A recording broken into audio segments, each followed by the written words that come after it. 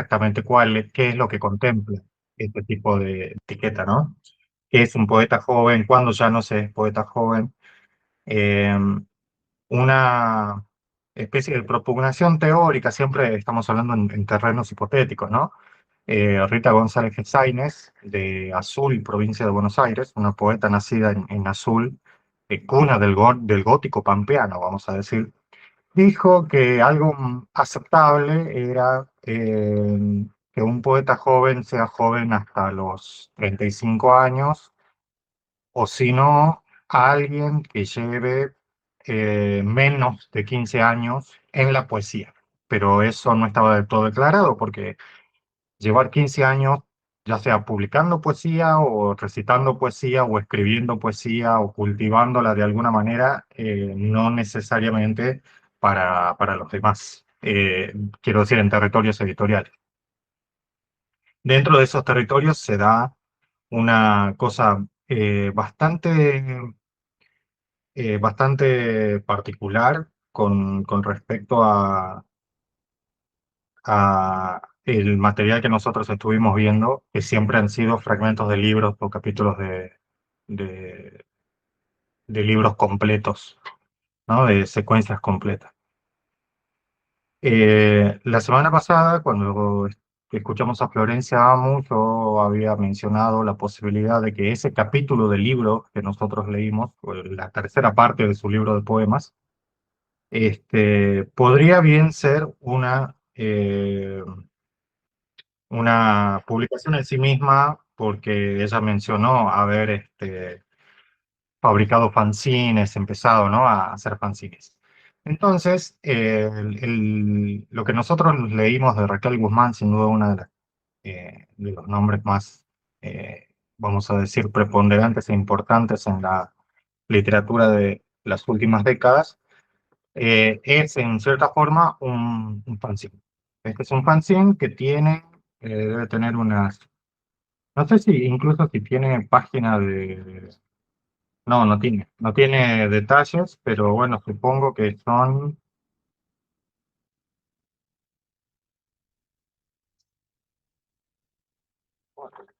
28.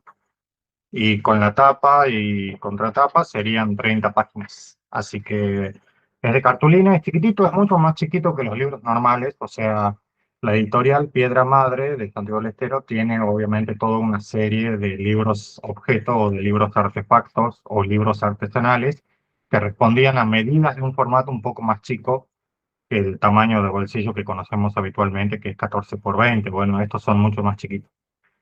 Son 14 poemas los que componen, y creo que sería lo más reciente de Raquel Guzmán, si no me equivoco. Hasta la fecha esto apareció y está en el colofón catalogado, dice septiembre de 2025, ¿no? Zapping. También en este formato hay otras publicaciones de otras personas. Eh, Decía que era una persona muy importante Raquel Guzmán a la hora de entender la producción literaria, por lo menos de las últimas décadas, porque no solamente su material y su producción es cuantiosa en géneros bastante diversos, sino que vamos a hablar un poco sobre la gestación, creación y publicación de antologías, que por lo general suelen ser una gran columna bibliográfica, al menos en el norte de Salta, desde lo informal y también desde lo formal, ¿no? Después vamos a ver una tercera derivación que sería una antología personal, pero desde lo formal en el sentido de que hay muchas instituciones y editoriales de gran tamaño que a veces decidieron eh, publicar antologías de distintos sectores de la producción artística, de la producción artística literaria del norte de Argentina. Entonces, eso va a poder ser por género, por edad, por región, También por institución, en el caso de que se trate de personas que pertenecen a tal vez algún taller que venga de una institución educativa o de una biblioteca popular, tal vez de fundaciones o quizás de seminarios libres de X carrera, que generalmente son conectadas con el área de letras. Bueno, entonces también suelen aparecer antologías ahí.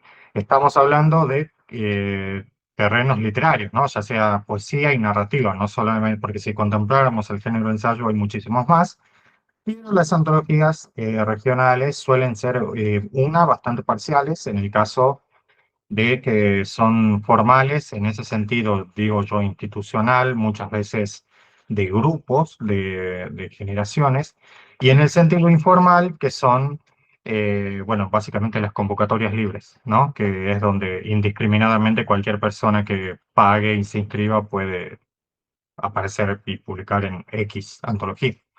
Eh, Esas serían como más estafas piramidales, pero después estaría, perdón, en el segundo grupo, quiero decir, en el segundo grupo de las ontologías que parten de instituciones o de profesionales aparte, en asociación con editoriales o de editoriales en sí mismas que tienen colecciones de antologías de diversos géneros. La poeta que nosotros leímos, Raquel, ha tenido intervención en varias, en bastantes, y sobre todo bastantes muy importantes, ¿no? Como compiladora y también como, vamos a decir, curadora de la selección de muchas de esas antologías. Junto a Miriam Fuentes, coordinó Eva Decidió Seguir Hablando, que es poesía de mujeres en el noroeste argentino del año 2009. Eh, Después, en el año 2024, está De Vino en Letras, que eso ya parte del trabajo de un grupo denominado Micrósfera que se aboca al género de la narrativa breve. Entonces, ese libro, cuya compilación también está tanto por el grupo que se integra, están inscriptos dentro de ese género, pero de hecho nosotros vamos a ver enseguida un ejemplo de microrrelato de Raquel Guzmán, pero eh, después de ver esta serie de imágenes que de alguna manera recorren y vertebran el libro, el fanzine que nosotros hemos leído hoy, y la tercera derivación de antología de la que yo quería hablar, que es esta especie de antología personal, antología única, que es a partir de un autor, ya sea de su propia obra, que la va a ir compilando o seleccionando como los greatest hits de los artistas, ¿no? Los grandes éxitos de X persona, o para reflotar reediciones que tal vez ya no se encuentran porque han desaparecido de catálogo o tal vez porque ha desaparecido la editorial que los publicó en su momento. Voy a mencionar este que se titula Aniversario con invitados. Es de un autor de Orán que se llama Santos Vergara, que también es editor, que también es docente, pero sobre todo editor, es decir, el capricho de llevar adelante, ¿no? Una editorial en tiempos siempre tumultuosos para la industria del libro, tanto propios como ajenos. Aniversario, ¿por qué? Porque Santos Vergara en 1985 fue su primer libro. Ya cumple 40 años, y también con la docencia, porque coincide con su recibimiento como profesor en letras. Y más adelante se le va a sumar el rol de editor, ¿no? Eh, y dice con invitados porque, a pesar de que podría ser una oportunidad para hacer un gran raconto de lo que es su trayectoria y juntar de manera compilatoria ensayos de otras personas y estudios de otras personas sobre su obra, él decide celebrar ese aniversario con invitados desde un punto de vista de catálogo, ya que el libro es una antología narrativa de muchas personas del noroeste argentino, del norte de Salta, mejor dicho, más precisamente, incluyendo gente que está en el exterior o que se ha radicado en Salta Capital o en Buenos Aires, pero que misteriosamente en este libro nos enteramos que son oriundos de la ciudad de Orán, ¿no? Acá en el trópico salteño. Eh, Raquel Guzmán no solamente aparece con varios microrrelatos, sino que también ha escrito de alguna manera el prólogo de la antología. El prólogo se titula La escritura incesante y tiene acá una ambientación, ¿no? Dice, la novela es en sí misma un territorio de tráfico que con la metáfora del círculo da cuenta del dinamismo con que se intercambian historias y personajes. En cambio, el trazado del relato está cuidadosamente planificado y pone de manifiesto la conciencia narrativa del autor, sus lecturas, su sentido del ritmo del lenguaje y el afecto por un mundo que, en sus tristezas y carencias, mantiene la belleza de los afectos y las alegrías cotidianas. Era muy interesante poder plantear cómo una persona que seguramente conoce lo que es escribir en grupo, publicar en grupo, también porque las antologías de microrelatos que a veces pueden tener formato de fanzine o formato de libro de imprenta convencional, eh, pueden ser bastante cerradas, ¿no? Como que circulan dentro de ese grupo. Entonces, como promotora de lectura, me parece muy interesante ver la producción de esas escrituras satelitales que nosotros mencionábamos, que son como cuentos que están en X antología, poemas que están en X antología y que es muy difícil conseguirlos. Bueno, es muy difícil aprender a hacer ese tipo de índice. Entonces, no solamente como docente, investigadora, vamos a decir, de la literatura, sino también como poeta y gran antologadora, Raquel Guzmán escribió esto, que es un círculo cerrado también. Son 14 poemas, muy breves todos. Creo que el primero ya es uno de los que más me gusta porque arranca con algo que yo no sabía o que no sabía que se lo podía escribir, que dice, dicen que Pizarnik era tartamuda.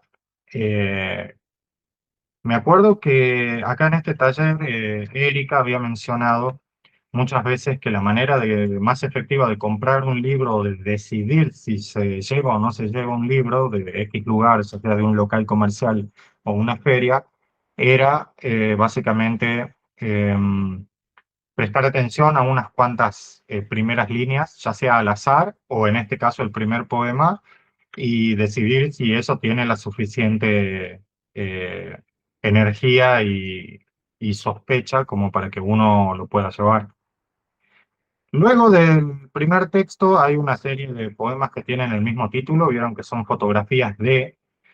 Hay una serie de pequeñas decisiones estéticas que van a tener que ir con el corte de los versos, algo que siempre hemos hablado mucho en este taller, porque a veces no leemos donde termina o no paramos de leer donde en realidad está comenzando el fraseo, el cántico del verso. Entonces, luego hay otra serie de poemas más breves y que finaliza con un gran poema que se titula Nada. Digo gran no solamente por la extensión del mismo, que tiene varias páginas, el poema es un poema largo, sino que en la literatura de Raquel Guzmán yo creo que es uno de sus mejores textos, este poema que se titula Nada. Y para que sea un poco más fácil ilustrar, elegí algunas fotografías, seleccioné algunas de las más icónicas de los fotógrafos que Raquel menciona. Digo que hay una serie de trampas y decisiones estéticas del lenguaje cuando uno utiliza el de con el apellido y no para el apellido, ¿no? Es decir, porque fotografía de el X apellido suele utilizarse como título del retrato, justamente, o de lo que se está describiendo, no al autor, ¿no? Entonces, creo que es como más que título de poema, es como una serie de títulos casi enciclopédicos, de informes, en donde va desmenuzando de alguna manera las etapas en que se compone la luz, la manera en que se fuga esa luz, y la manera en que uno se sienta a esperar que esa luz vuelva, ¿no? Que es básicamente el poema, el poema que cierra la idea del librito. Quería saber si habían tenido la oportunidad de leerlo, Mariano, o Mayra, y creo que está Janet también. Eh, por supuesto que a veces me estaba preguntando si eh, por ejemplo, esta sección de utilizar las fotografías como una ayuda visual o una ayuda a memoria, si era de alguna manera como explicar el chiste y explicar por qué hay que reírse, ¿no? En el caso de que no tuviéramos los apellidos en nuestro banco de datos mental, yo a algunos los conocía, a otros no, porque son bastante, a los argentinos sí, pero los demás no, excepto a Burwhite por una cuestión de que no tiene nada que ver con la poesía. Y después está este poema que se titula Allá estábamos lejos de los chinos, donde hay una concatenación de apellidos políticos, ¿no? De la época de la Guerra Fría, uno detrás de otro. Creo que es muy interesante eh, la mezcla que se hace entre los poemas que se titulan Fotografía y los poemas posteriores hasta llegar a ese final. Es muy corto, es muy breve y creo pensar, de hecho lo pregunté, que no había circulado mucho. Era una de las pocas copias que había y también me preguntaba si también es como dentro de otros libros que han sabido llamar más la atención de esta autora, como Zócalo, que es un premio literario provincial, o Sala de Espera, que es un segundo premio de otro certamen, eh, el primero publicado por el Fondo Editorial de la provincia de Salta y el segundo por un sello de Córdoba, pero es un sello de servicio de Córdoba, o de Tras la Sierra Córdoba, creo que se llama el lugar. Este es de Santiago del Estero, capital, y luego vamos a tener que mencionar a los libros de microrrelatos que son de Macedonia Ediciones, que tiene, bueno, es una editorial más o menos comercial que tiene una sede en Buenos Aires. Entonces, eh, hay como mucha federalización y material que está desperdigado por muchos lados, sin mencionar las antologías, que como dije son a veces antologías formales que ella ha compilado y después las antologías donde participa, ¿no? Que deben ser muchas más todavía, porque dentro de una sola provincia, las diversas editoriales siempre la han incluido como parte de cualquier antología que se piense, de poesía o de narración breve, es un nombre más que obligatorio. Suele ser pocas las personas que tal vez contadas con una mano uno diga como algo así como esto es de altísima calidad y es una referencia obligatoria y legítima que en toda, en toda antología de lo que sea debería estar, ¿no? Raquel Guzmán. Eh, Quería saber si lo habían podido leer al texto. Yo voy a ir recorriendo de a poco los poemas para que podamos entender eh, algunas de esas pequeñas imágenes que... Sí, Mario, mira, a mí un poema es un cuerpo, que habla de Pizarnik, la verdad que sí, me gustó, me llamó la atención, me impactó de entrada. Luego, esas cuestiones ¿cómo se llama el signo? Perdón, que divide ahí. Se deslizan silencios, imágenes del mundo, recuerdos, dice ahí. En, en los otros poemas me costaba, me confundía, no le encontraba. La verdad que si tengo que decir algo es que no me encontré con los poemas, digamos, no me han generado a mí nada, no me han generado algo por una dificultad mía, entiendo, de poder encontrarme a mí mismo cuando los leo. Yo los leía y no me hallaba cuando los leía, no porque lo que diga sea una pavada, no va por ese lado, sino que no, en la manera de leerlo yo no podía hacer pie. Entonces, a mí me costó. Pero bueno, un poema es un cuerpo, me parece ya un título impresionante y ese sí me ha gustado. Es lo único que puedo decir. Creo que voy a estar más atento a escucharla a ella, a Raquel y bueno, y tratar obviamente de volver, porque se nota que fue una dificultad mía.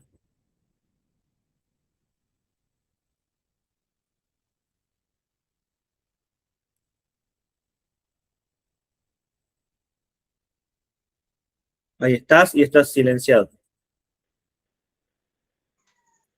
Perdón, quería decir si a mí, por ejemplo, me daba la duda de si te habías preguntado en algún momento qué es exactamente lo que representa esa barra o cómo debería leerse. Eh, Claro, ese es el tema. No estoy entendiendo cómo debería leerse. ¿Qué debería hacer? ¿Es una coma? ¿Es ah, un silencio al cual después tengo que retomar? ¿Qué es? La verdad que no es la primera vez que me encuentro con poemas escritos así y me parece como que sí, le uso a los poemas escritos así porque, como, claro, como que no los sé leer, entonces me voy, me claro, retiro. claro. No es tan explícito como un paréntesis. Por ejemplo, que hay muy pocos poemas escritos con paréntesis, ¿no? Se ven pocos. Y sin embargo, se ven muchos así con barras, con dobles barras, dependiendo de la puntuación. Y creo que cada uno lo utiliza de manera diferente, sin llegar al abuso. Aquí, por ejemplo, como vos bien decís, hay pocas, pero yo he visto libros que están repletos de todo tipo de artilugios que, vamos a decir, signos no lingüísticos que tienen mucha preponderancia, ¿no? Barras, corchetes, la quebradura de los versos y los fraseos que son también, obviamente, decisivos, ¿no? Porque están ahí por alguna razón, eh, no según la disposición en que uno estaría leyéndolo, ¿no? Por ejemplo, hay uno acá que dice la figura que escribe en los brazos o las y ahí hay una barra. Eso, por ejemplo, a una persona que no está acostumbrada al fraseo de la poesía le parecería incluso hasta un error, ¿no? Parecería una frase que está a propósito mal escrita, y yo creo que es a propósito que está escrita de esa manera para que nosotros veamos que la figura piernas, la imagen piernas, ¿no? Es ahí Mm, la que tiene que estar sola en un único verso. Quizás ok. también, y también acordarnos de esto que vos dijiste acerca de la importancia del silencio, de entender las comas. A veces encontramos muchas comas donde no van, comas de más donde no van, y también al revés, ¿no? Comas faltantes donde sí haría falta una pausa. Ujú. Pero me gustaría mucho también saber qué representa la barra en este Sí, caso. sí, sí. Creo que eso es una pregunta a hacerle a Raquel. ¿Cómo lee ella o cómo ella, qué función tiene en su escritura esa barra? Porque la verdad que sería importante saberlo, porque a mí me queda una incógnita y te digo una cosa, que se entienda bien, me predispone mal, o sea, no puedo avanzar, ¿no? Sintiendo que estoy leyendo y disfrutando y el cuerpo y las sensaciones, ya me predispone mal, ¿no? Porque no sé cómo asimilarlo. Eso. Estás muteado. Estás muteado. Otra vez, perdón. Quería mencionar que es interesante esa cuestión porque nos pone a problematizar cómo, no el problema que tenemos con la disposición de lo que dice la poesía, sino de cómo está dispuesto el texto o cómo está armada la publicación incluso, de libros que tienen que darse vuelta a veces, ¿no? Quiero decir. Por ejemplo, este poema es uno de los que más me gustaba, me gusta todavía, y quiero decir, me gusta mucho este poema y ahora me gusta más incluso de haber buscado al fotógrafo. Yo no sabía quién era, no lo conozco, pero me encanta todo lo que pueda parecer una anáfora o una pequeña literación de este ejercicio de nombrar algo todo el tiempo o invocar, voy a decir, invocar algo todo el tiempo. Dice Yosemite, fantasma de aguas brillando, Yosemite, montañas puntiagudas latiendo. Eh, este cántico, esta idea de cántico me hace acordar mucho a los poemas que utilizan un recurso muy también aventurado que tiene que ver con repetir 3 veces una sola sentencia, es decir, que cada uno de estos poemas, de cada uno de estos versos se repita 3 veces, como para hacer una especie de letanía, ¿no? Que se va repitiendo. La fotografía de Adams parece que, o su obra en realidad, está en su mayoría compuesta por este valle de Yosemite en Estados Unidos, que la verdad parece un sueño si nosotros lo vemos así, con el ojo del fotógrafo. No solamente es una oda a la fotografía, este libro de poemas de Raquel, no solamente es un gran homenaje, me gustaría decir, a la visualización de la imagen como tal, ¿no? Al pequeño discernimiento que uno hace del fragmento temporal que puede establecer una fotografía. Hay algunas, obviamente, que son muy fantasmagóricas porque está refiriéndose a muchos fotógrafos diferentes, a fotógrafos de retratos, a gente que hace naturaleza, a fotógrafos de mayor especulación comercial o de la moda, y también a fotógrafos de culto sudamericanos, como es el caso de dos argentinos que menciona. Que es uno de los textos más breves del poemario de fotografía de Adams, me llamaba la atención esto, ¿no? Esta gran portentosidad del paisaje, poder captar la portentosidad del paisaje en su extensión, en su grandilocuencia, en su constante idea del poderío de la naturaleza y de lo salvaje, de lo puro que se ve todo ahí, pero el hecho de que esté en blanco y negro hace pensar en otro tipo de lenguaje y eh, dice, atraviesa la cámara y huye. Hay un ojo expectante frente a vos. Me encanta que ha puesto a vos, que es la manera correcta, y no a ti. Pero ese ojo expectante, que es básicamente lo que ya se ha fotografiado, ¿no? Que representa el ojo que devora, ¿no? Dice, atraviesa la cámara y huye. Me parece muy hermoso este texto. Creo que aventurarse a leer algo de lo que no estamos acostumbrados me hace acordar mucho a una compañera de taller que mencionó que cuando había estado leyendo El estudiante de Gotinga, de Agustín Conde de Buec, que es una novela gótica actual, moderna, que tiene un cierto lenguaje, y vamos a decir, de expresiones idiomáticas decimonónicas, no necesariamente palabras difíciles, pero sí viejas, dijo que tenía que estar con un diccionario en la mano, ¿no? Cerca para poder leer esa, que es algo que sucede con muchos escritores a veces que presumen de complejos en su elección del tratamiento del lenguaje, por ejemplo, del vocabulario. En este caso, con este tipo de poesía, yo digo, yo también tengo que tener internet al lado para poder captar de quién está hablando, si será que se refiere a X hecho en particular, porque si es un poema sobre la sangre que dibuja en el suelo el disparo que le metieron a Kennedy, bueno, de alguna manera lo van a representar y nosotros ya lo tenemos en el inconsciente colectivo. Cuando se trata de un consumo y también una referencia de un área y una disciplina, en este caso de las artes visuales, y muy refinado, la elección es muy refinada de cada uno de estos artistas y autoras también, es una elección que no deja ninguno gratuito. El más complejo y el que me parece uno de los de los fotógrafos por ahí más interesantes, este Adams, sí es, me parece, el que de alguna manera representa esta, este reverso, ¿no? Este contraste de un texto tan breve para representar eh, una cuestión de lo maravilloso.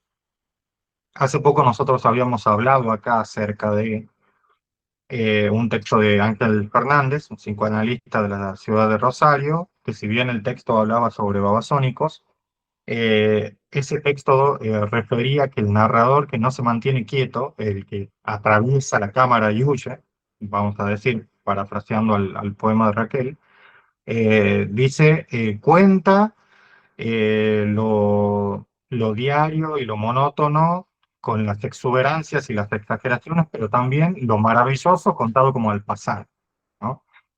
Y en los grandes poemas políticos, en los grandes poemas épicos de las grandes épocas y de las grandes destrucciones sociales, suelen ser poemas largos, conjuntos de sonetos y de elegías bastante dogmáticas, bastante cerradas. Y nosotros encontramos acá en este poema que no solamente tiene un gran título, que se titula Ya estábamos lejos de los chinos. Cada uno de estos dioses, cada una de estas grandes autoridades de todo un siglo, o de por lo menos medio siglo, pero de todo un siglo y de la caricatura histórica de ese siglo, están mencionados acá en este poema de Raquel. Y todos están a través dibujados a través del lente de la cámara, en este caso no del fotógrafo como tal, sino de la imprenta, ¿no? O sea, ya le pone los nombres a cada uno, algo que no hace en los otros poemas de los fotógrafos, porque solamente se refiere al paisaje y a los humanos dentro de ese paisaje, pero acá sí les pone nombre a cada uno de los personajes. Y están a través de un diario, ¿no? O sea, va recogiendo, va recopilando las fotos de cada una de estas grandes autoridades, de estos grandes nombres, de estos hombres mayúsculos. Solamente menciona a una mujer, que es la primera ministra de Israel, Golda Meir, y menciona aquí este, algo que tiene que ver con esto de contar lo maravilloso como al pasar, ¿no? Es decir, reducirlo a la parodia de su simbolismo. El hecho de que todo este periódico, todas estas fotos de periódicos, eh, sirven para envolver huevos, panes y secar los zapatos y darles cada una este, de las opciones más rústicas, rudimentarias y vamos a decir mundanas, ¿no? Empaquetar cebollas, este, eh, utilizarlo para la higiene de los gatos. Eh, Cuando nosotros tenemos este contraste entre lo portentoso, incluso lo nominal, porque hay muchas nomenclaturas, y que dibujan un contexto histórico, una época generacional, también hay la posibilidad de leerlo eh, como un poema de periódico, ¿no? También es como esas últimas tiras que están en la parte del final de los periódicos, que de alguna manera, sin recaer en el típico poema satírico que tiene que establecer la crítica como un chiste, en este caso es el oficio de cada uno de esos destinos, el destino de cada fotografía, que como hemos visto hace rato, se trataba de ir diseccionando cada una de las cosas que estaban establecidas en la luz, en la manera de poner el ángulo de la cámara y las distintas perspectivas. Y ahora desde el punto de vista más lejano todavía, porque no es la fotografía, sino la fotografía en el papel, ya con un intermediario que involucra las palabras, como por ejemplo el periódico, ¿no? Dice, porque dice, mientras la ceniza volaba. O sea, toda épica bélica corresponde a la épica de la muerte, ¿no? Y toda épica de la muerte siempre devela una miniatura, o apenas una preview, no son grandes postales ni grandes poemas épicos como si se tratara de batallas finales con jefes finales, según la narrativa de los videojuegos, sino menciones como si fueran al pasar, ¿no? Y por eso también es un poema que ocupa solamente, como los demás, una sola carilla. La mayoría son breves, con la excepción del final, que yo no solamente mencioné como uno de los grandes textos, seguramente, de esta autora.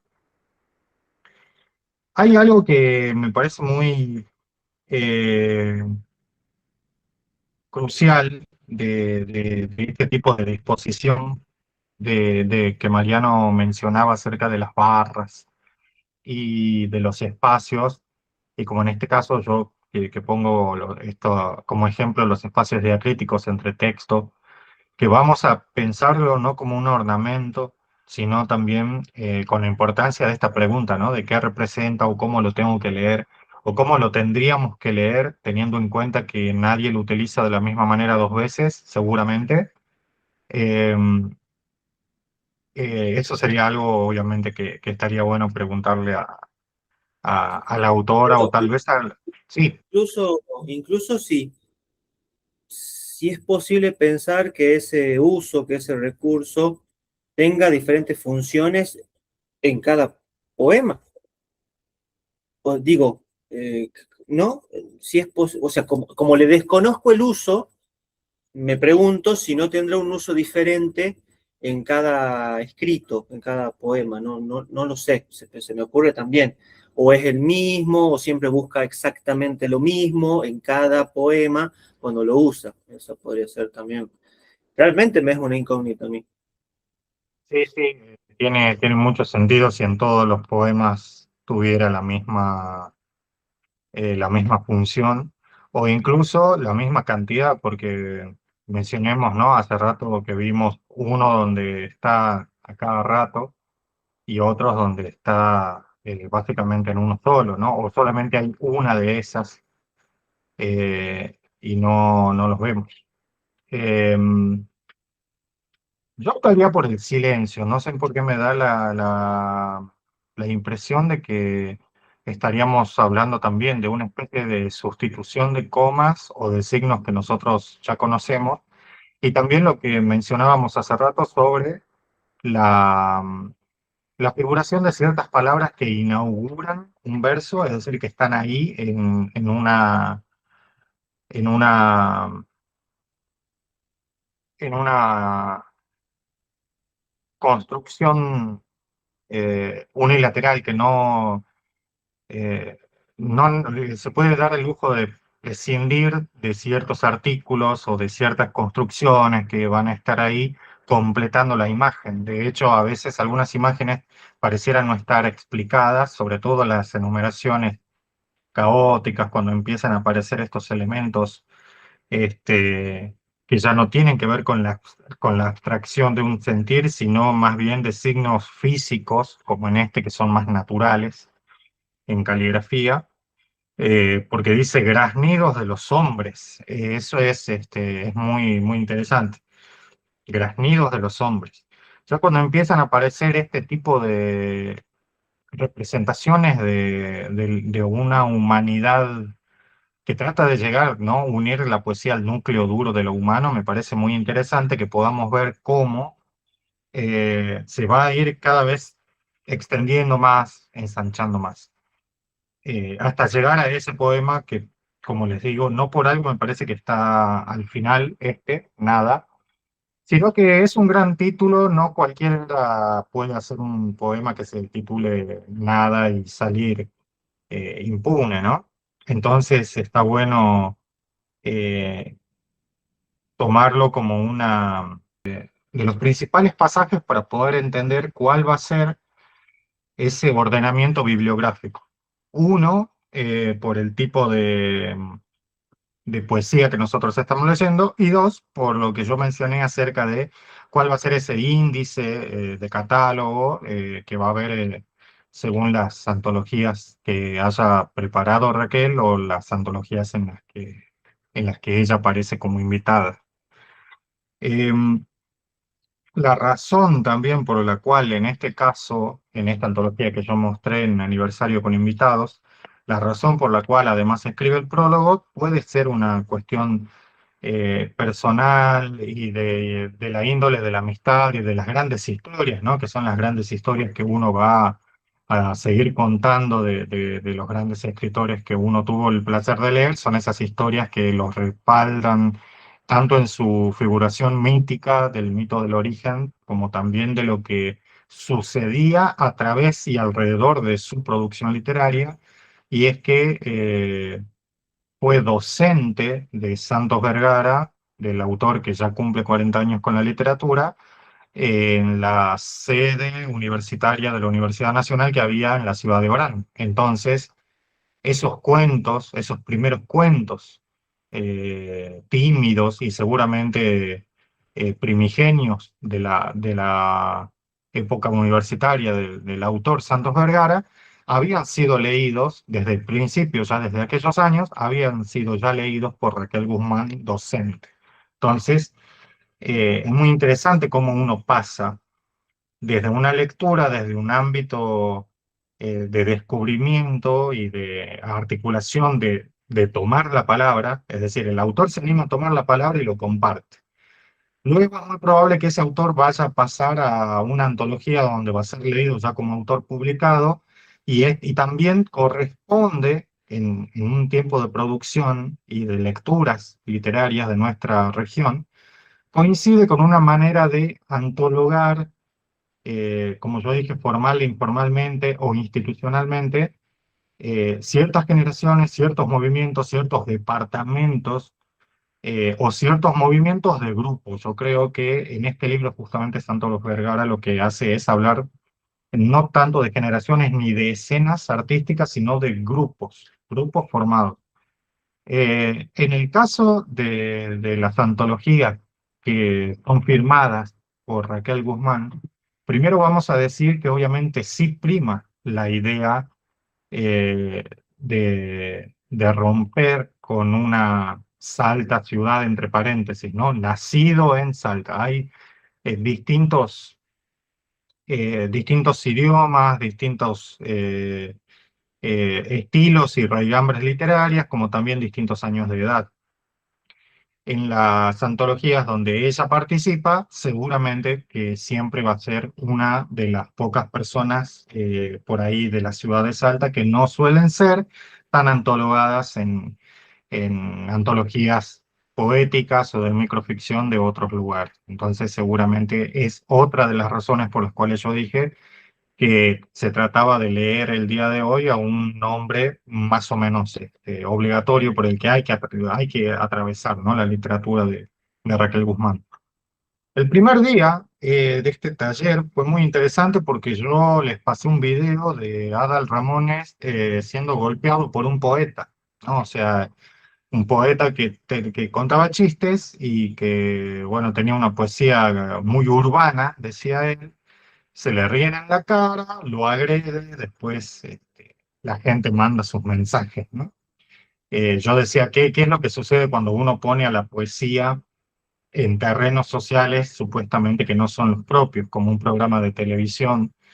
Me acuerdo de poetas leyendo poemas propios en los programas de Marcelo Tinelli, por ejemplo, que es como nadar con tiburones sabiendo que vas a ir para pasarla mal.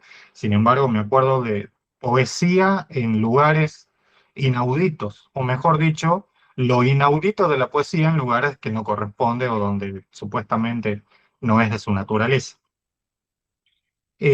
Una de las antologías más recientes que también aparece Raquel Guzmán ahí se titula Poesía Social de Salta, ¿no? Y es muy extensa. Y así también hay gente de distintas latitudes que por alguna razón en su biografía o acta de nacimiento figura Salta o la literatura de Salta atraviesa la obra, ¿no? De estos poetas y también ha sido antologada por Raquel Adet y Miriam Fuentes, con quien Raquel había antologado solamente una antología de mujeres en un contexto en el que era muy, muy interesante y necesario, una antología solamente de mujeres. Eh, si nosotros hablamos de poesía social, poesía y sociedad, sería muy interesante para mí esta pregunta que yo decía, ¿no? ¿Qué pasa si ponemos a la poesía a circular en lugares donde, qué sé yo, supuestamente no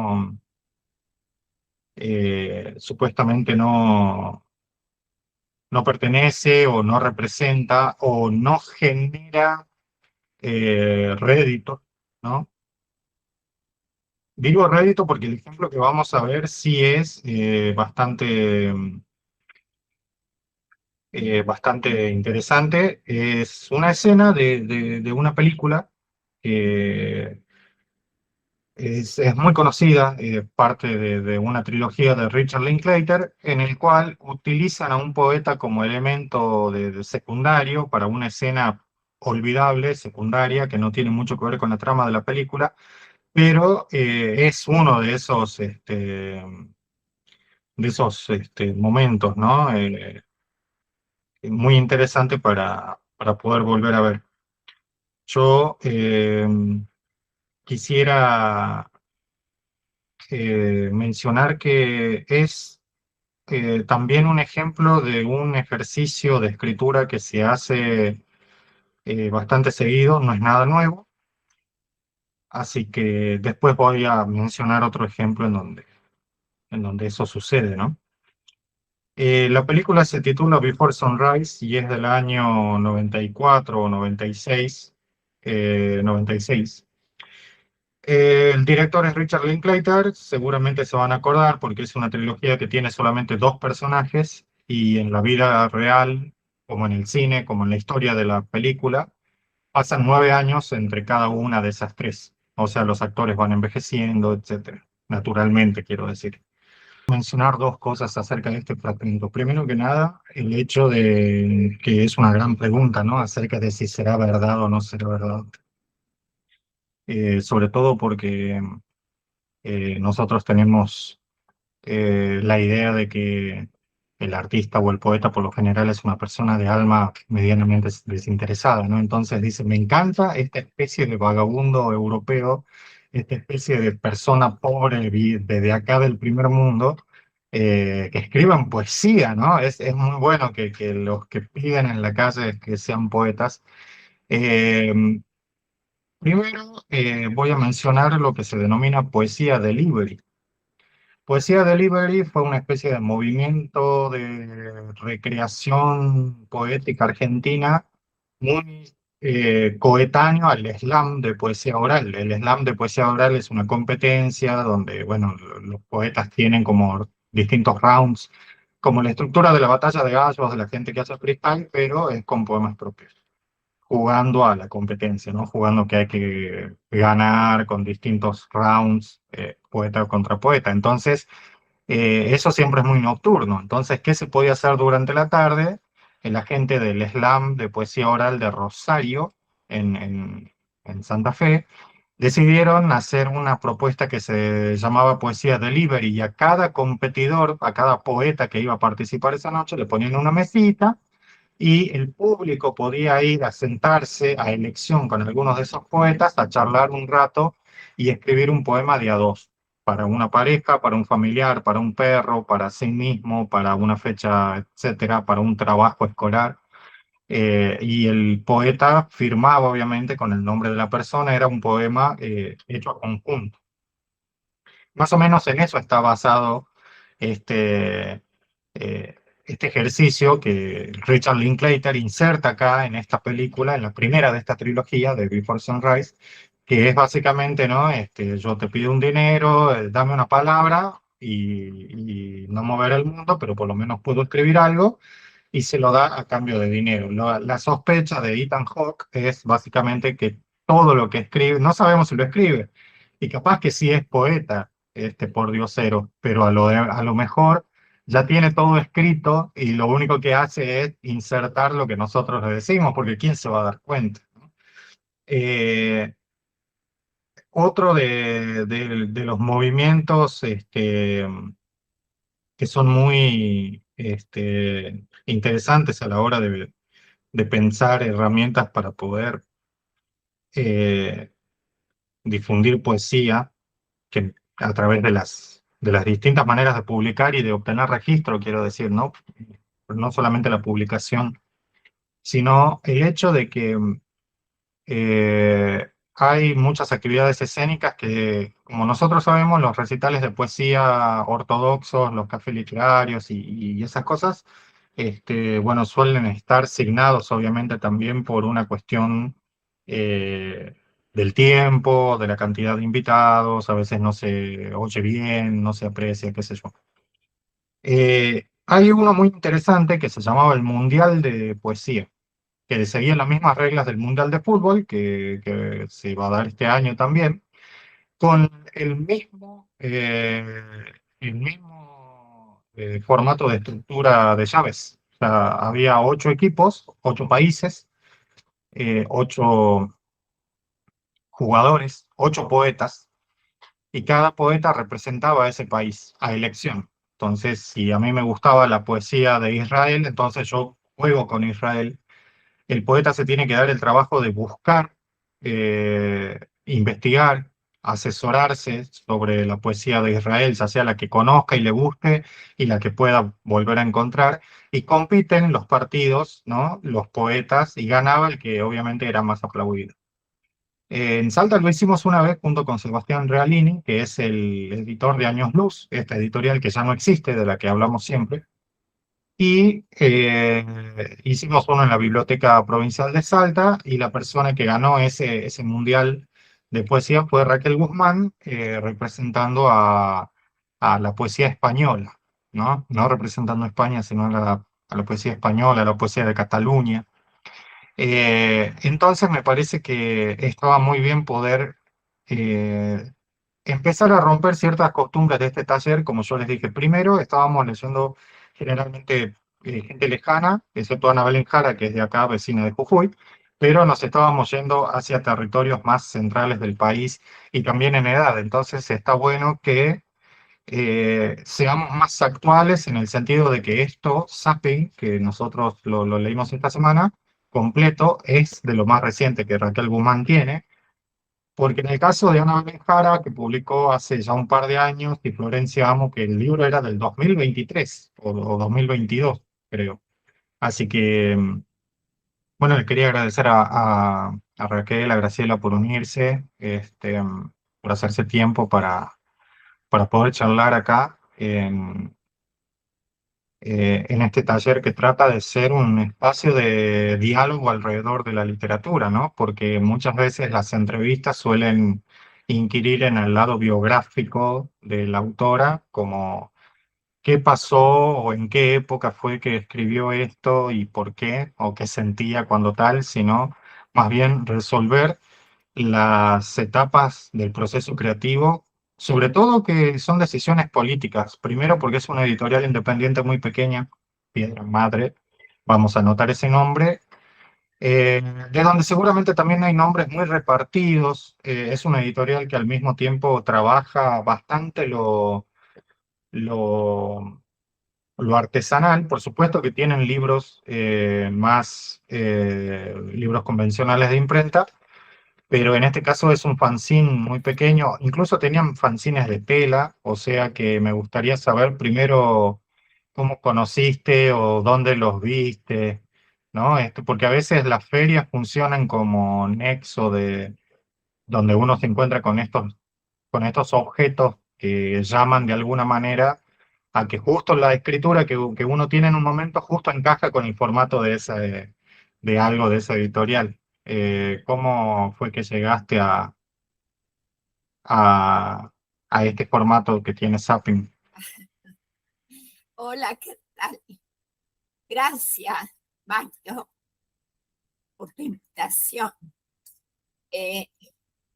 Bueno, esto viene de un filma que hace como 3 o 4 años hubo en Santiago del Estero, y donde recibí una invitación, la verdad que bastante sorpresiva.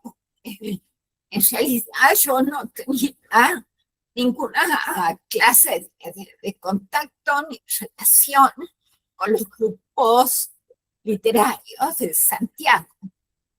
Y recibí esa invitación, fui, me encontré con gente maravillosa. Algunos los había leído, como Aníbal Costilla, que es un gran poeta de Santiago, mientras que a otros, bueno, los conocía ahí. Entre ellos, Gabriela Álvarez. Y compartimos mesa con Gabriela, intercambiamos libros, y después pasó el tiempo, ¿no? Muy poco contacto, salvo, como digo, por esos intercambios de libros. Y un día recibo un mail y me dice: Gabriela, me interesa publicar algo tuyo, pero en formato fanzine. Mira, le digo, tengo un par de cosas que pueden adecuarse a ese formato. Uno era Zapping, y otro, un texto que ya tenía varios años, qué sé yo, unos 10 años por lo menos, que se llama Campo Minado, que en realidad sigue inédito todavía. Alguna vez saldrá. Entonces, analizando cuál podía ir más, quedamos en que iba a Zapping. Y no, aparte, digamos que fue una decisión editorial, ¿no? Y se difundió a partir de la Feria del Libro del 2025 en Santiago del Estero, ¿sí? Y después ahora estuvo también en Jujuy, cuando se hizo otra feria en Jujuy que tuvo Gabriela y lo llevó. Y ahí lo conseguí yo. Ahí lo conseguí. Ahí lo conseguí yo, que fue en diciembre. Vamos a mencionar que es el Festival Intergaláctico. Eh, Obviamente se titula Fideo por la sigla, pero sería Festival Intergaláctico de Escritores Oficial. Hay que tener bastante valentía para poder seguir manteniendo a través de los años un festival que tiene tantos años. Y Gabriela Álvarez, que yo la he leído, sé que es fotógrafa además, pero yo la he leído porque tengo libros suyos. Después conozco este proyecto de Piedra Madre, o sea que no solamente es editora, sino que también vende libros. Estaba ahí, por ejemplo, cuando yo conseguí Zapping, estaba como librera.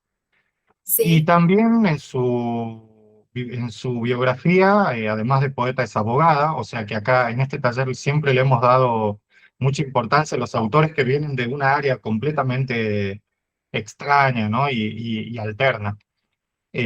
Hace rato mencioné este libro, que es Sala de Espera, que salió por Ediciones del Callejón de Córdoba, que también es uno de los últimos trabajos que en formato libro, vamos a decir, tuvo bastante repercusión.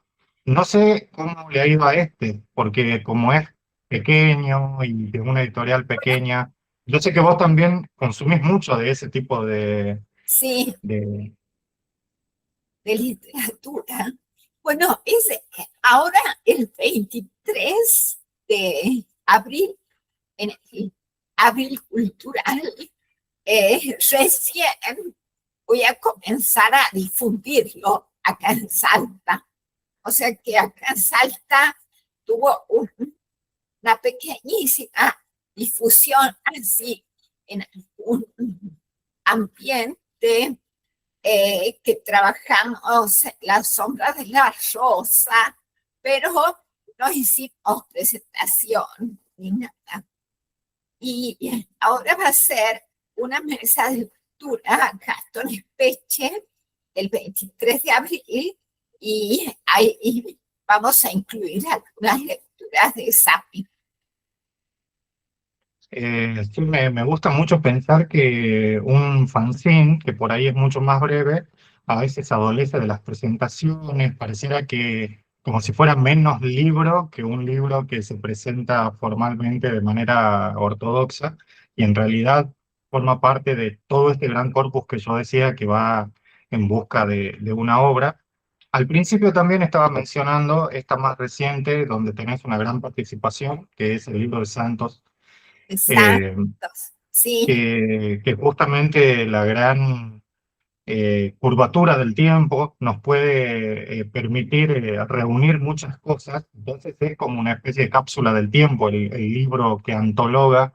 Vos has antologado muchas, has participado en muchas antologías, pero armándolas.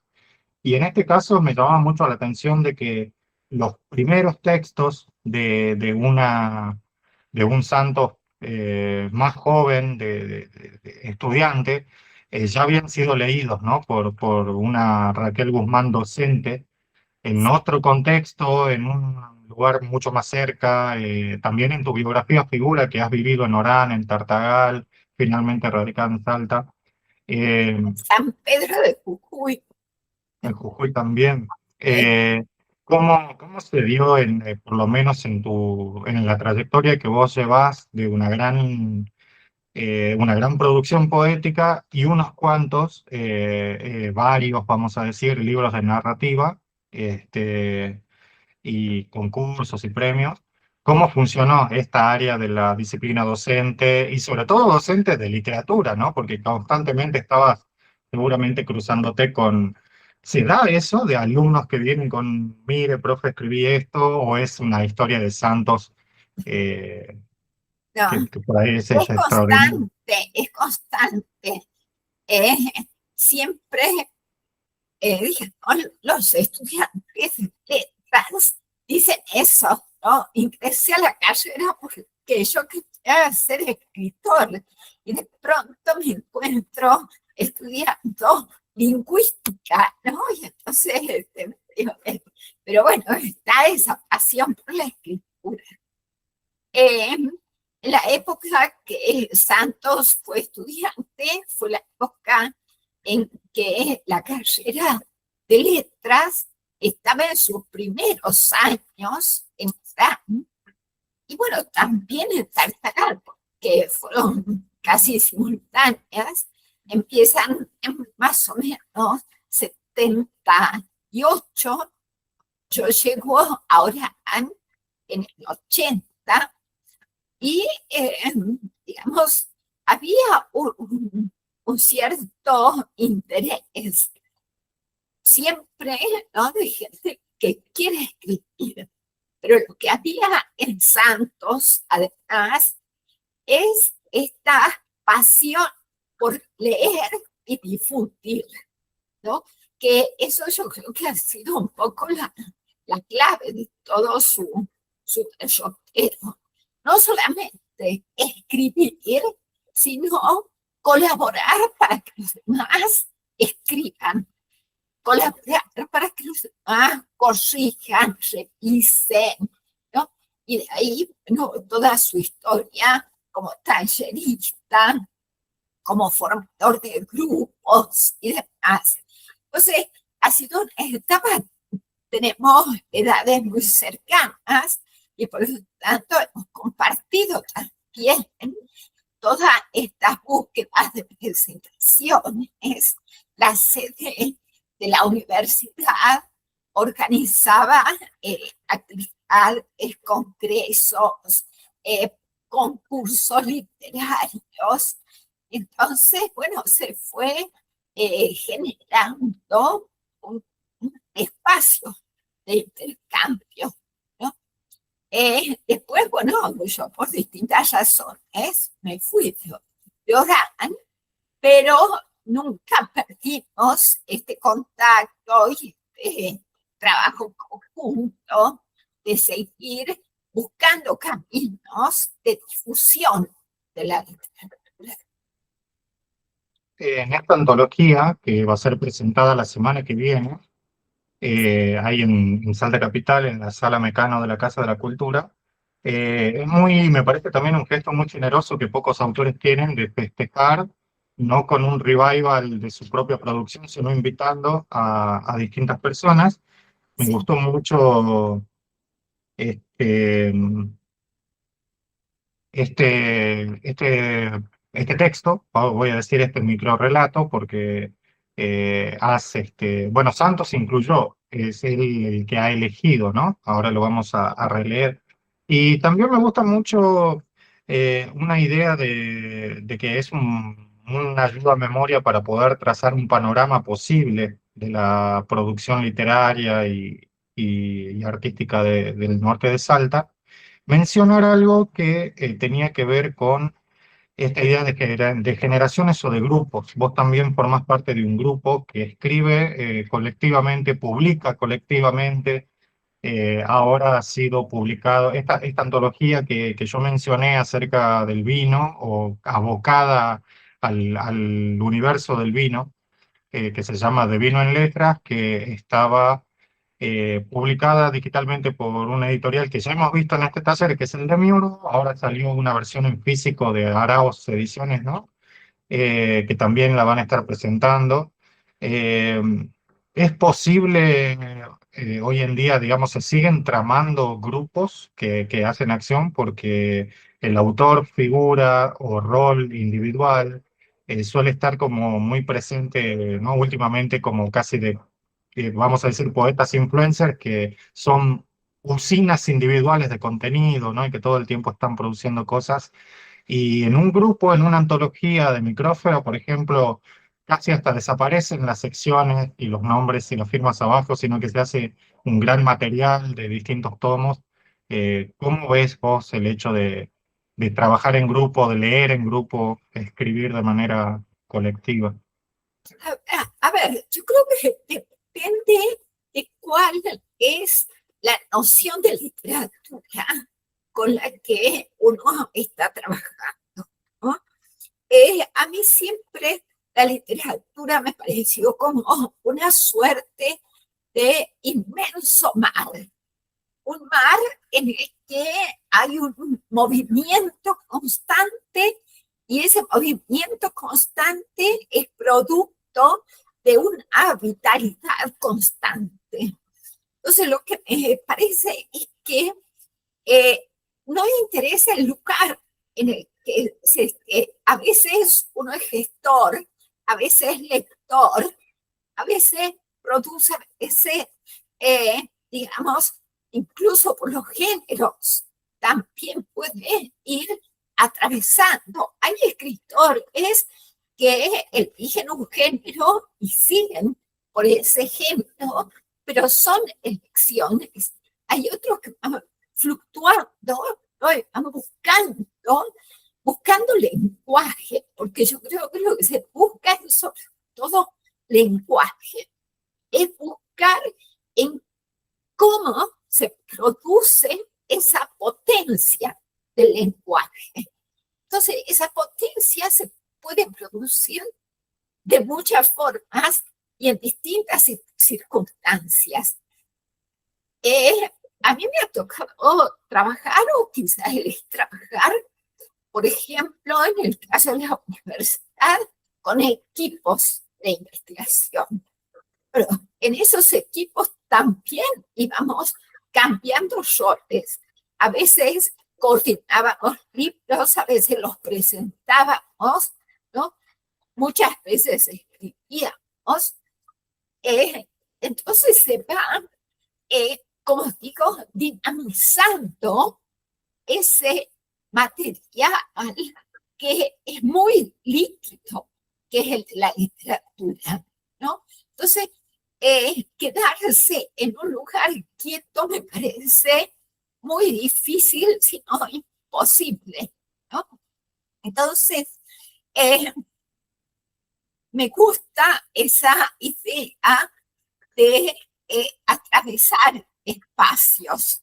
Es decir, me gusta el nomadismo en las distintas formas, ¿no? Me gustan las migrancias, no solamente de lugares, sino también de estilos, de formas, de grupos. Entonces, ese movimiento me parece que es como el movimiento de la palabra, ¿no? Porque quedarse quieto hace que también la palabra se enquiste. Y entonces eh, me parece eh, muy, muy atractivo, ¿no? Muy atractivo esto de ir eh, ejerciendo, probando roles, ¿no? Y ese movimiento, por supuesto, también tiene sus consecuencias, porque a veces, ¿no es cierto?, hace que siempre estés en un margen, mirando cómo las cosas se mueven, ¿no? Entonces, eh, también tiene sus costos y tiene sus beneficios, ¿no? Quisiera retomar este microrrelato que es de Verde Brillar, que igual fue seleccionado por Santos. Eh, Dice: Los tiempos que corren es el título. El primer día cerré las puertas del continente, el segundo sigilosamente clausuré las de mi país, en el día tercero trabé los accesos a mi provincia y en el cuarto lo que correspondiera a mi ciudad.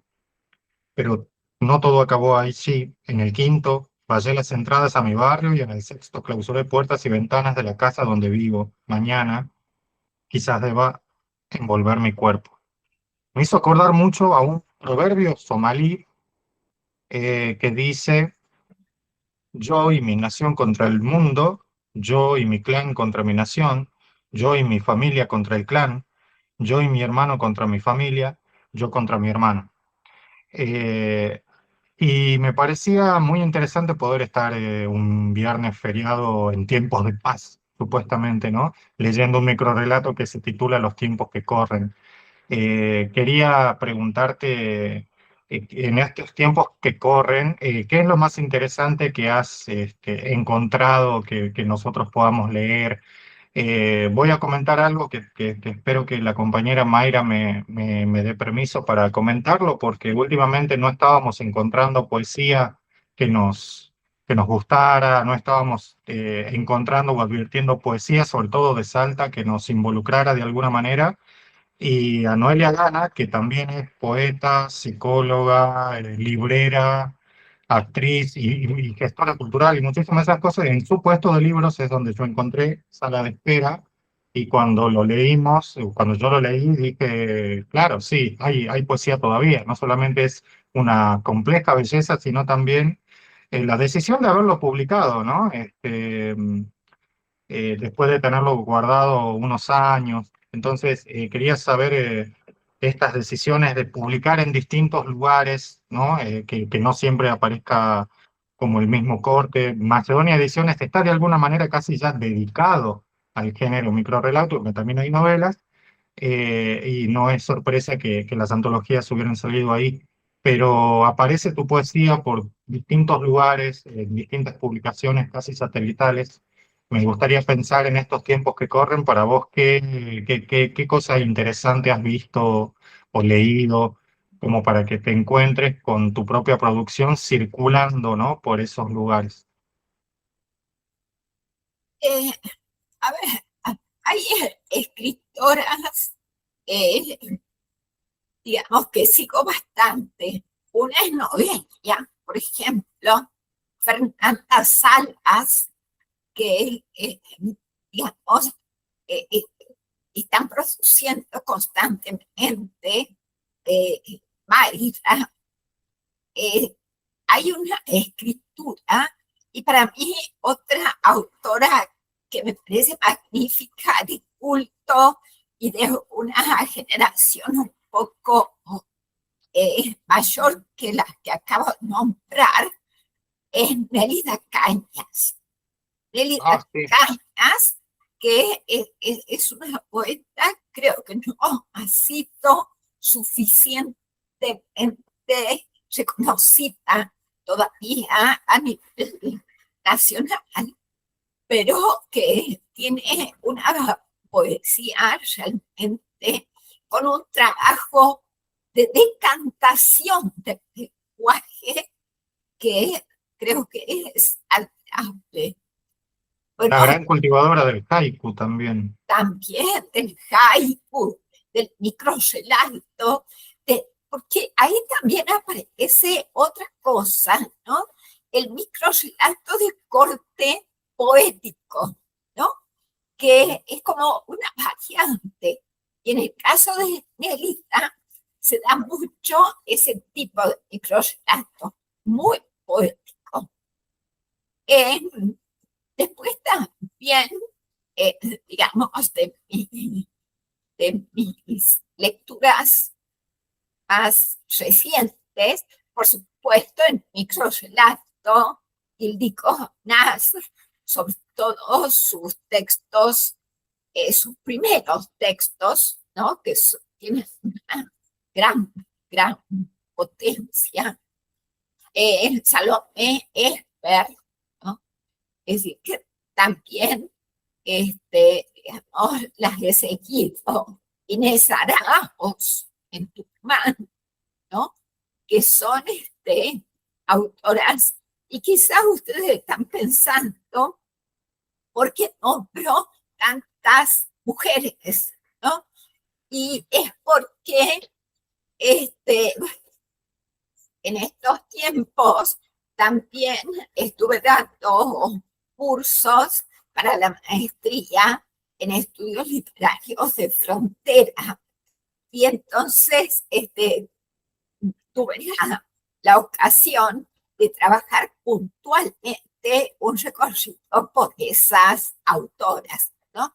Entonces, digamos, la situación de bucear, ¿no? en esas autoras.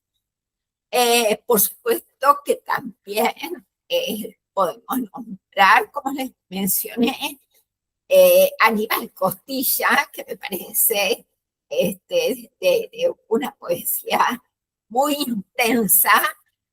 Creo que en realidad la poesía del norte, ¿no? Además de los nombres canónicos como Iteuco, como Robino, ¿no? Que son autores que ya tienen una larga trayectoria. Creo que lo que hay también es un profundo compromiso con su aquí, su ahora, ¿no? Y creo que eso hace mucha diferencia con la poesía que se está escribiendo en el centro. Y eso me parece muy interesante, ¿no?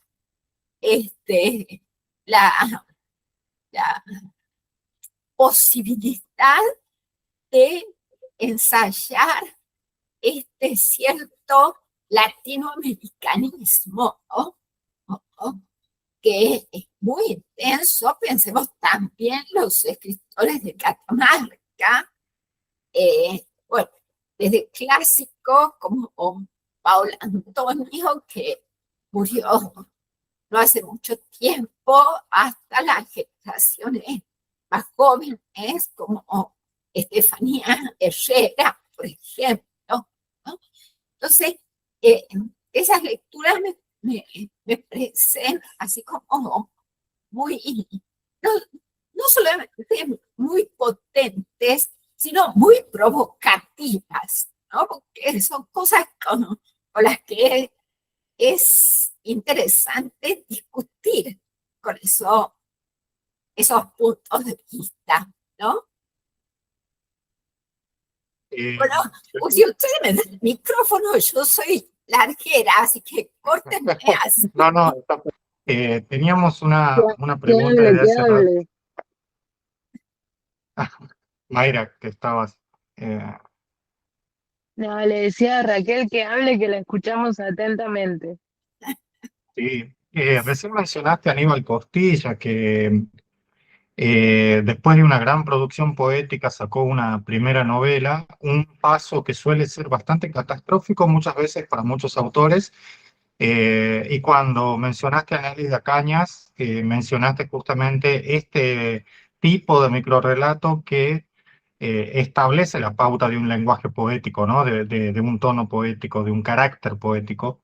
En tu caso, te has pasado de la poesía a la narrativa, y hay algo que nos preguntábamos de los poemas por lo menos de Sapin, que lo estuvimos viendo ahora, que mencionar no solamente que era como una gran oda a la fotografía, sino el hecho de que con Mariano nos preguntábamos qué representan las barras y no sabíamos si hablábamos de un signo que es estéticamente la decisión de un silencio, de establecer una pausa, o porque cada poeta seguramente lo utiliza de manera distinta. Yo lo he visto mucho en sala de espera también, de muchas decisiones de puntuación y de ritmo que las voces de los poemas, que en sala de espera suelen ser más largos, los cantos, los distintos cantos, que son 25, eh, preguntarte acerca de esa disposición del fraseo, ¿no? ¿Cómo imaginás que se desilvana el poema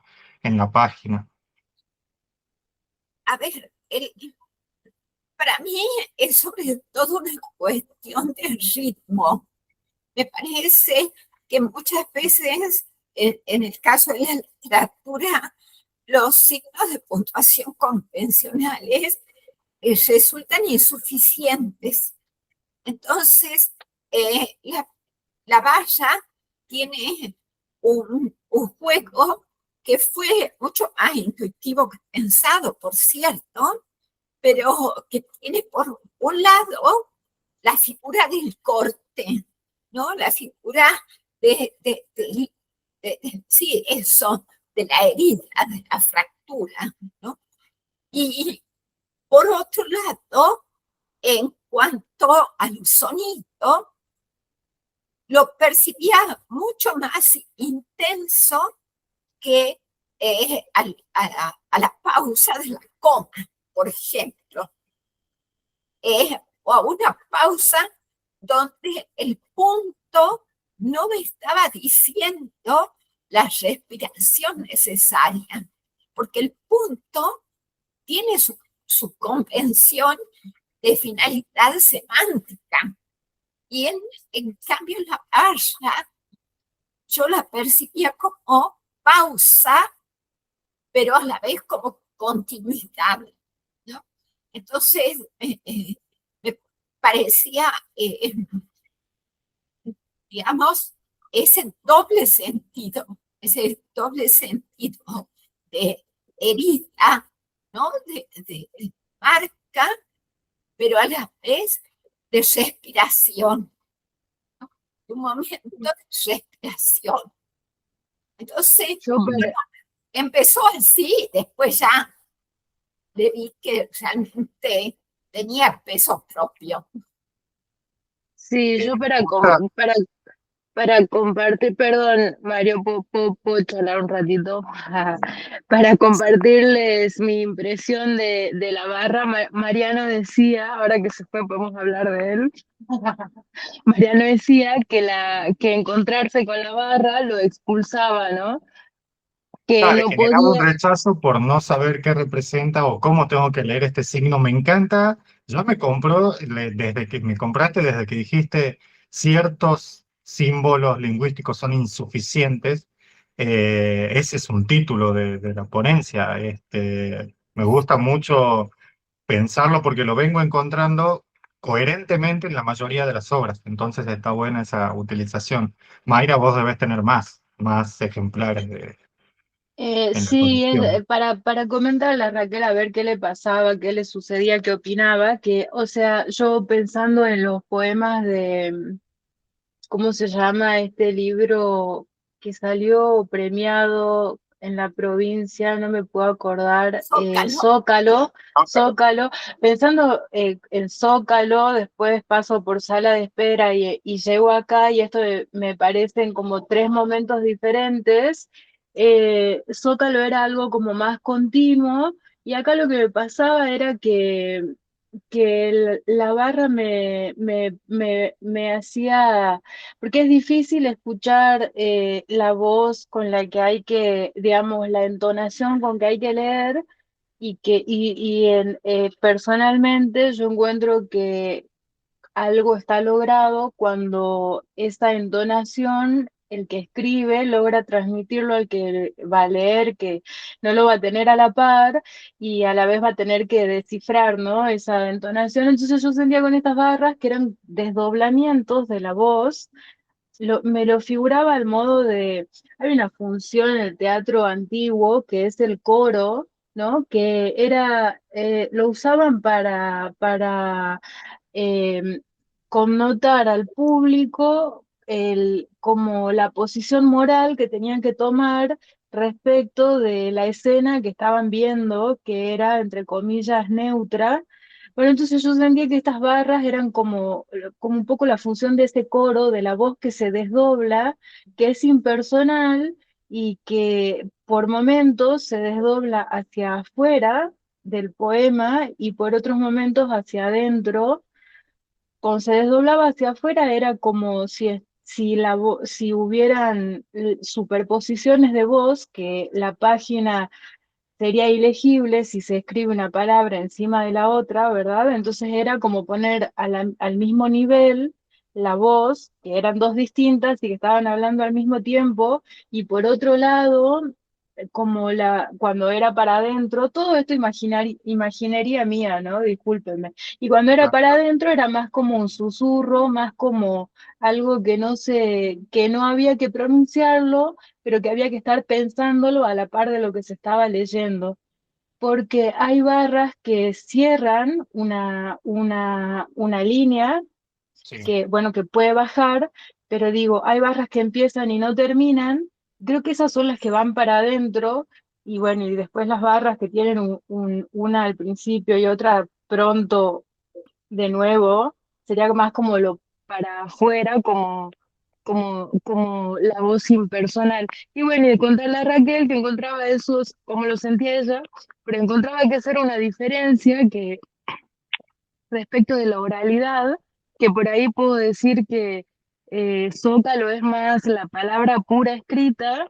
En sala de espera hay algo más como de una voz que va construyendo un ambiente, y acá es como la voz pura, ¿no? Como que siento que esta pequeña plaqueta habla del tiempo, y pensándolo al último poema como, no sé si un diagnóstico de actualidad, pero sí como una relación de quien está escribiendo con qué le pasa con el presente, ¿no? Que es este apocalipsis que no ha derrumbado ningún mundo, pero que sin embargo uno puede advertir que el mundo ha terminado tal como uno lo conocía.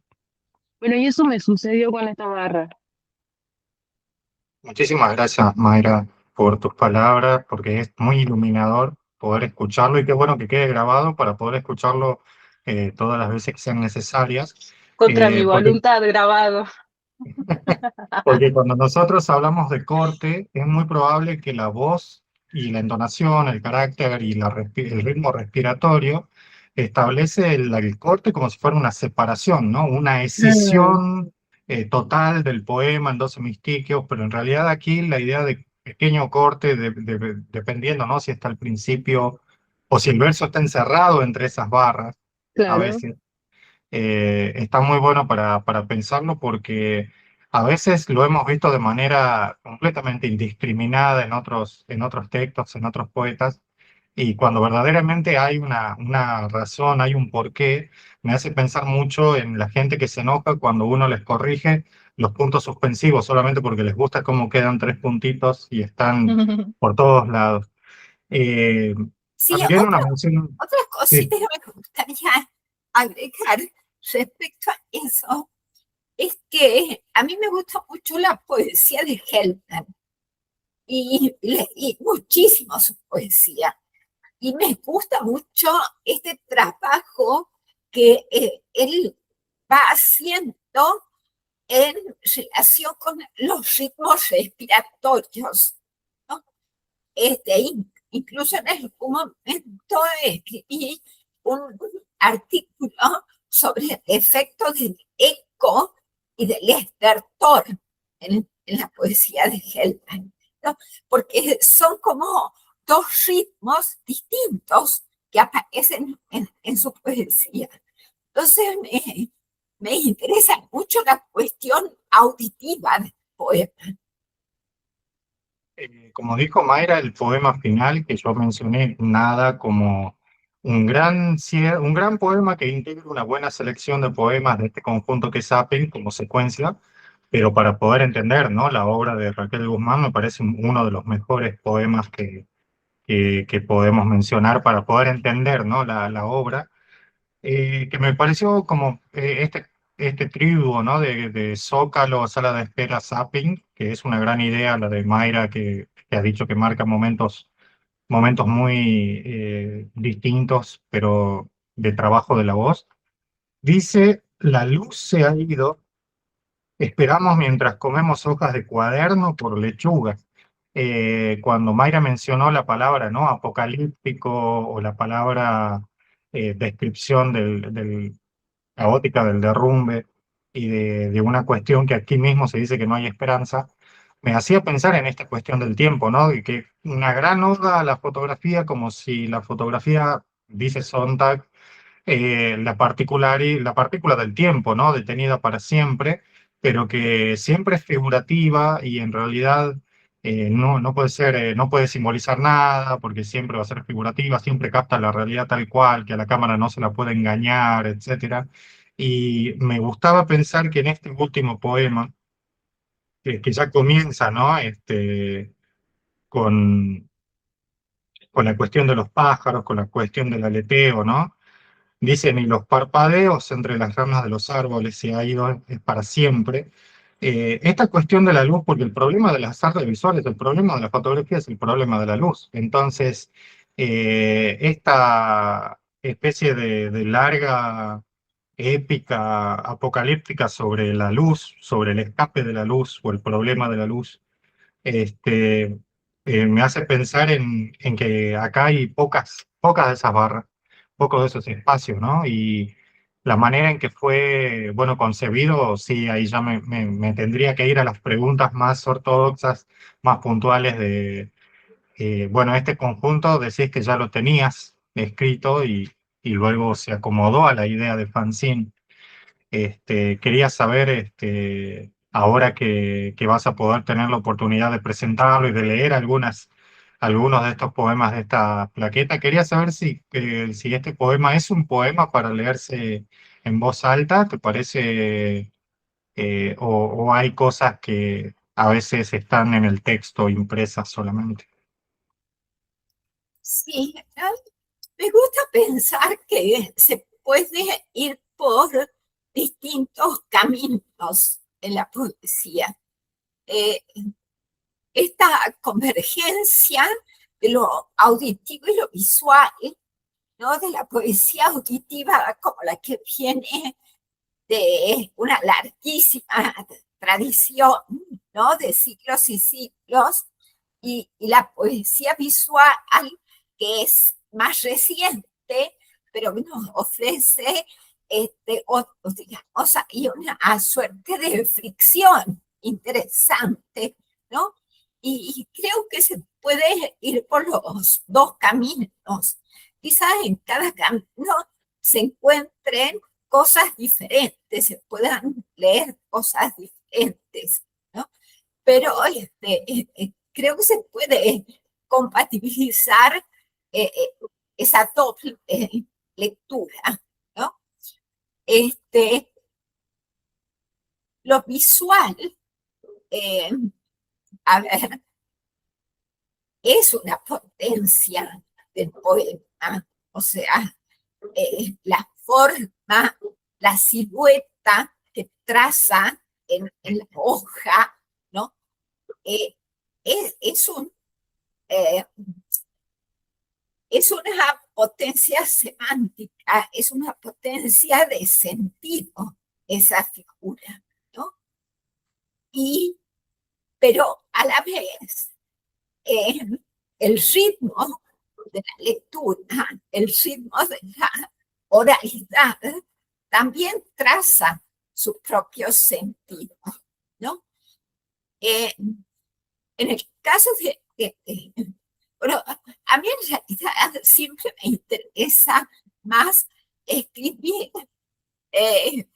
conjuntos de poemas, es pensar en el libro como un conjunto, ¿no?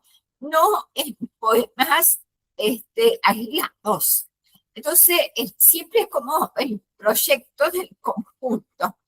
Bueno, sala de espera está así Claro. totalmente planificado con ese sentido, ¿no? Incluso con ese ritmo donde las barras también van cumpliendo, si se quiere, una función figurativa de golpe del remo, ¿no? Entonces, hay una intención en eso. Y en el caso de Zapping, me interesaba más pasar por las distintas formas del arte, de lo visual, ¿no? Por eso es que va por el cine, por la fotografía, ¿no? Por la poesía, por las imágenes visuales. Entonces, es, es El que como, más me gusta, el que más me gusta es caligrafía, justamente que, digamos, va tramando como un significante por incluso la forma de la palabra, el dibujo, ¿no? Que trama. Creo que es muy complejo a pesar de ser muy breve. Buena decisión haberlo publicado también en un formato que le conviene, porque también si uno lo piensa en términos de libros más normales, podría ser tal vez como el capítulo de un libro y para esta visión, ¿no? De la persona que escribe poemas sueltos y luego los junta en una publicación, poder pensar la serie, la secuencia, el desplazamiento secuencial en el procedimiento de la escritura me parece muy interesante y está bueno poder, vamos a decir, ir coleccionando distintas publicaciones de distintos tipos. Eh, Raquel, quiero agradecerte por el tiempo que te hiciste y por, primero que nada, la generosidad de, de ser parte de ese gran mito, ¿no? De Santos, que él se encarga de contarlo y es muy generosa el prólogo que le hiciste. Para mí es un gusto estar en una antología juntos, no es la primera, obviamente, ni la última, pero es muy bueno el trabajo de antologar cosas que a veces es difícil porque todas son parciales, faltantes, se van completando a través del tiempo. Y es muy difícil seleccionar solamente unos cuantos poemas, un cuento de un libro de cuentos o un fragmento de X novela.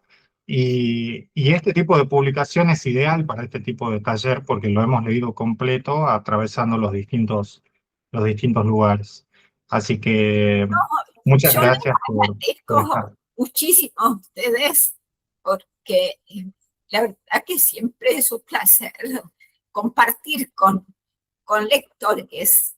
En general, eh, digamos, escribo y escribí mucho, pero no tuve demasiadas ocasiones, ¿no? Porque cuando uno es docente, es como que toda la producción literaria ah, la va guardando el rinconcito, ¿no?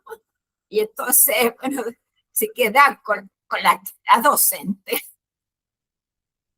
Muchas Gracias, gracias. muchas Así gracias. que es que bueno, nos vamos a estar viendo seguramente pronto. Si alguien tiene una pregunta más o algo que quiera